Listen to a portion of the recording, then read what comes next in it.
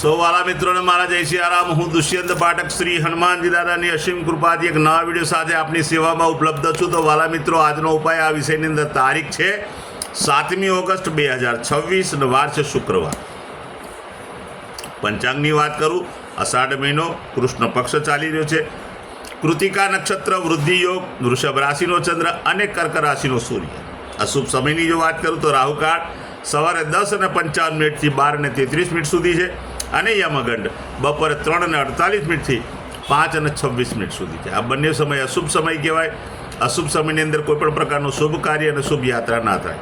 શુભ કાર્ય, શુભ યાત્રા કરવા માટે કોઈ સારું ચોકડિયું, કોઈ સારું મુહૂર્ત લેવાનું, જેમાં ઉત્તમ અભિજીત મુહૂર્તનો સમય બપોરે 12:06 થી 12:59 સુધી છે.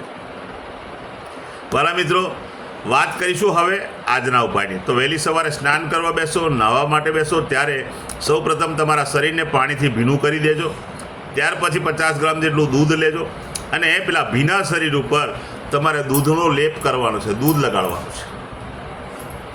તમે દૂધ લગાડી દેશો પછી તમારે ચોખ્ખા પાણીથી નાહવાનું છે. નવું પાણી તમારાથી ઉમેરી શકાય, સાબુ શેમ્પૂનો ઉપયોગ પણ કરી શકાય.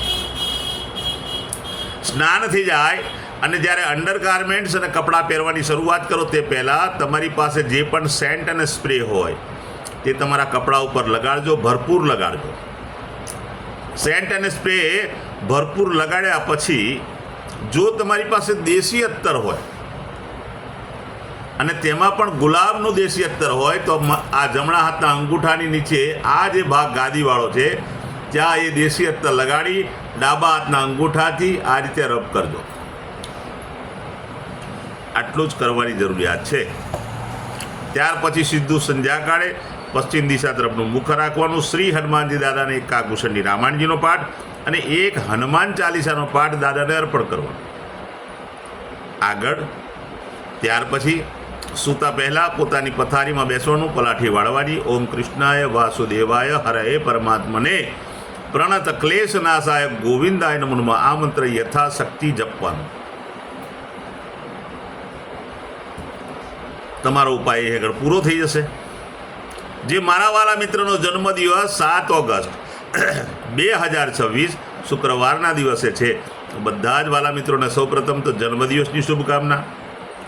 શ્રી હનુમાનજી દાદા તમારી મનોકામના પૂર્ણ કરે, બળ બુદ્ધિને વિદ્યા આપે, તમારું ને તમારા પરિવારનું રક્ષણ કરે. ઉપાયના ભાગરૂપે મેં કહ્યું તે પ્રમાણે સ્નાન અને મેં કહ્યું તે પ્રમાણે સેન્ટ, સ્પ્રે, અત્તરનો ઉપયોગ કરવાનો. આટલું થઈ ગયા પછી ગૌશાળાએ જવાનું. સૌપ્રથમ ગાયોની પરિક્રમા કરવાની, ગાયોની સેવા કરવાની, ગાયોને લીલું ઘાસનું દાન આપવાનું. તમારે ત્યાં જે ભોજન હોય તે ભોજન પણ ગાયોને અર્પણ કરવાનું. ગાયોના આશીર્વાદ મેળવ્યા પછી સંધ્યાકાળે ખાંડમાંથી બનેલી કોઈ પણ મીઠાઈ અથવા ખાંડ તમારે નાના નાના બાળકોને, જરૂરિયાતમંદ લોકોને, ગરીબોને, શ્રમિકોને, વડીલોને, બ્રાહ્મણોને તમારે આપવાની. એક ચપટી ખાંડ આપશો તોય બહુ છે. વાલા મિત્રો, વિશેષ ઉપાય એ છે કે કોઈ કુંવારી કન્યાને શ્રૃંગારનો સામાન, શણગારનો સામાન તમે આપશો, ઉત્તમ પરિણામ પ્રાપ્ત થશે આખું વર્ષ. જે મારા વાલા મિત્રની મેરેજ એનિવર્સરી, લગ્નની તિથિ 7 ઓગસ્ટ 2026 અને શુક્રવારના દિવસે છે, તે લોકો સવારે સ્નાન કરી વડીલોના ચરણ સ્પર્શ કરી સૌપ્રથમ આશીર્વાદ મેળવી લે. ત્યાર પછી ગૌશાળાએ જાય, પતિ અને પત્ની ગાયોની પરિક્રમા કરે, ગાયોને લીલું ઘાસ આપે, ઘાસનું દાન આપે, પોતાના ઘરે જે ભોજન બન્યું તે ભોજન પણ ગાયોને અર્પણ કરે, આશીર્વાદ મેળવી લે.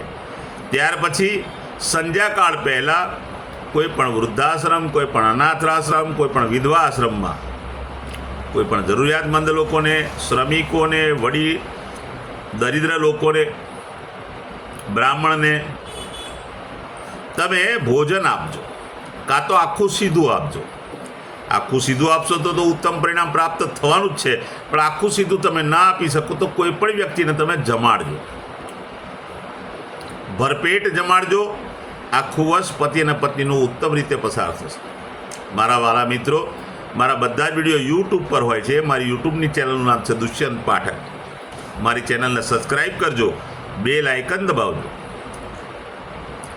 હું નિયમિત એક વિડીયો મૂકું છું.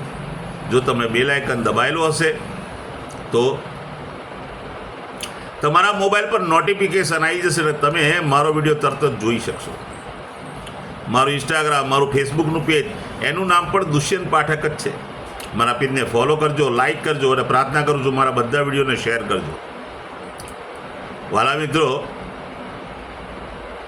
કોઈક જરૂરિયાતમંદ વ્યક્તિ જે સંઘર્ષમાં ફસાયેલો હોય એના સુધી આ વિડીયો પહોંચે એના માટેનો મારો આ પ્રયત્ન છે. હું નિયમિત એક વાત પ્રમાણિકતાથી કહું છું કે હું જે ઉપાય બતાવી રહ્યો છું, એકવાર મારો વિડીયો જોવાથી કે ઉપાય કરવાથી 24 કે 48 કલાકમાં કોઈ પરિણામ મળવાનું નથી ને કોઈ પ્રયત્ન કરતાય નહીં. નિયમિત મારો વિડીયો જોશો, નિયમિત ઉપાય કરશો તો એક સમય એવો આવશે કે તમારા ગ્રહો બેલેન્સ થઈ જશે અને તમારા જીવનમાંથી દુઃખ, પીડા, ચિંતા, ટેન્શન, સંઘર્ષ બધું ઓછું થશે. તો વાલા મિત્રો, નવા વિડીયોમાં ફરીથી મળીશું. આપ સૌને મારા સીતારામ.